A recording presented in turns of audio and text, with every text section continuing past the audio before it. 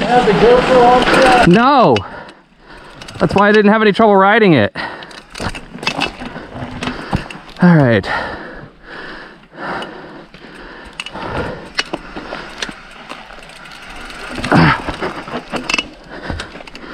That looks easier from up there.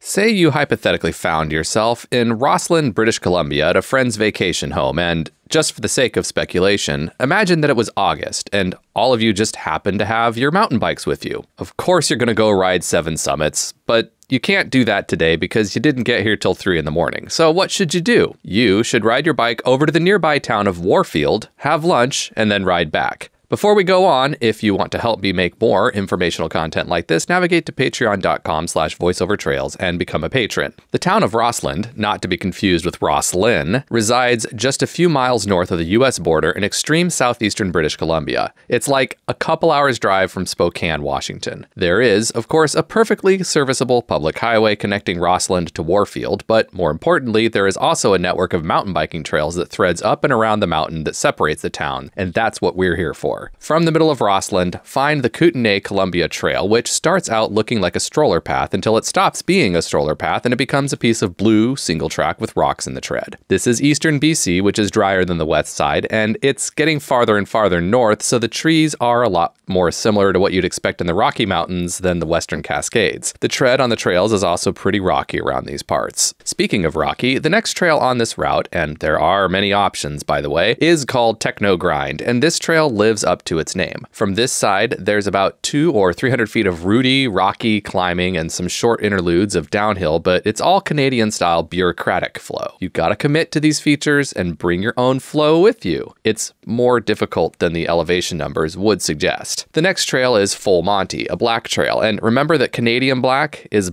blacker than US black as far as trail ratings go. I was not ready for this much chunder after an 8-hour drive and then barely sleeping the night before, but the folks I was with who showed up at 3 o'clock in the morning, these guys have been drinking the entire time since then, were somehow way ahead of me. Delicate flowers can't hold momentum, and momentum is your friend on trails like this. This place is like Moab with pine needles on it and granite instead of sandstone. It's like topsoil or dirt, as you may have it, is more of an essence, more of a decorative accent in these forests.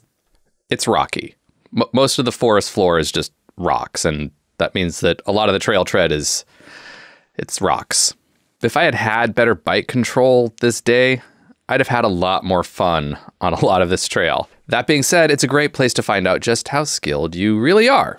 These switchbacks especially are super tight, and pretty much any trials riding skills you have will be immensely helpful around here. Basically, this trail punishes caution. Self-preservation is the enemy of success in these forests. It does get a little easier toward the bottom. Anyway, I won't make excuses for my riding. I was not in a good mental space this day, and I'd love to come back and try this trail again sometime. Things also get more forested as the trail nears Warfield, and since the mountains aren't as steep here, the trail isn't quite as gnarly. I've had some personal revelations about bike handling since riding this trail. I know I could handle it better if I rode it again. After Full Monty, we rode Coffee Run, which is pretty chunky and still had plenty of Canadian style features, but seemed a lot more manageable to me this day than Full Monty did. It's still another bring your own flow experience for sure, but it was just slightly not as technical as Full Monty. Coffee Run connects to the Milky Way access road. The Milky Way access road is an access road that does access road things. It's nothing special. I have no way of knowing if this compass nailed to a tree stump is still here, but I hope it is. The compass nailed to a tree stump also represents the intersection with the lower Milky Way trail, the next leg on this gnarly journey to Warfield. From here, it's pretty much downhill all the way into town. Milky Way is much faster and flowier than what came before, with some nicely sculpted berms and more soil with less rocks, as well as rock slabs instead of the shark fins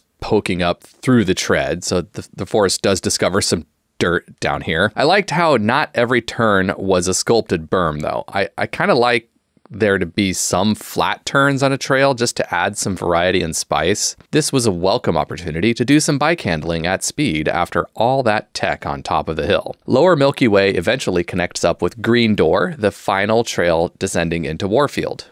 Green Door is very similar to Milky Way, starting out on a fairly straight section that's evocative of an old road grade. There's more topsoil down here as well, meaning more dust if you're doing this in late summer when things get dried out. The forest is significantly wetter down here too. This trail seems to get more use than the trails higher up, as there are more brake bumps before turns and other evidence of traffic and usage. There are also more locals walking their dogs on these trails, so keep an eye out while you shred. The overall motif of the trails here definitely shifts to a more urban grandma's backyard type of experience as they get closer and closer to town. And then the trail pops out to this exposure with views of the town of Trail and the Columbia River. So the name of the town is Trail. Trail is the bigger town in this area. I know most of my subscribers are from the United States, and I wonder how many of you remember that the Columbia River actually starts in Canada.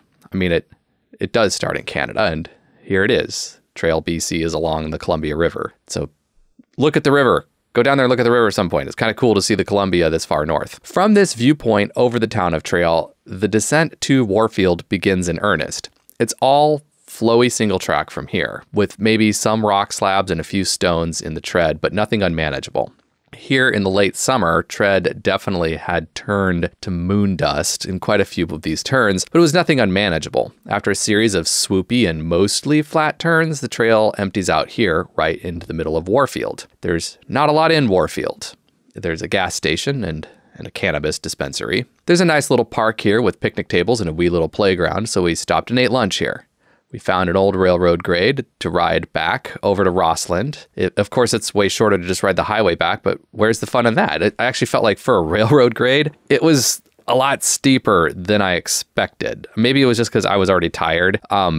Because it's not only just it's not just 2,500 feet of climbing on this ride, it's 2,500 feet of Canadian climbing, which if you haven't done that before, it's pretty rocky. There's a lot of bike handling, and all that extra bike handling takes a lot out of you. So climbing a railroad grade for a few miles after this was a lot harder than I expected climbing a railroad grade to be. Maybe it's because these are old mining towns, so it may not have been like a freight train railroad grade. It could have been like an actual, mining railroad grade or something like that. That could explain the steepness as well. Anyway, eventually, the network of rail grades and trails leads back to Rossland, where there's restaurants and taverns and public art. Rossland is a lovely little après-ride town. Definitely, Rossland is absolutely where you want to hang out after the ride, unless you're going to ride north up to Trail. I'd like to take this moment to thank all my Patreon supporters, especially my Loamy Goodness level sponsors, Andy Suery, Charles Kim, Damon Corey, and Randy Relithford. I'd also like to thank my Hero Dirt level sponsors, earning their special mention at the end of this video: Bryce Ulrich, my newest Hero Dirt level sponsor, Edward Lanton, Heather von Valkenburg, my oldest Hero Dirt level sponsor, Jason Moore, and Pedro Cantarini. If you'd like to join this list of sponsors who appreciate someone taking the time to review obscure rides like this one, just on the off chance that one of you might find yourselves in Southeastern British Columbia, navigate to patreon.com today and become a sponsor. Now, get out there and go ride your bike.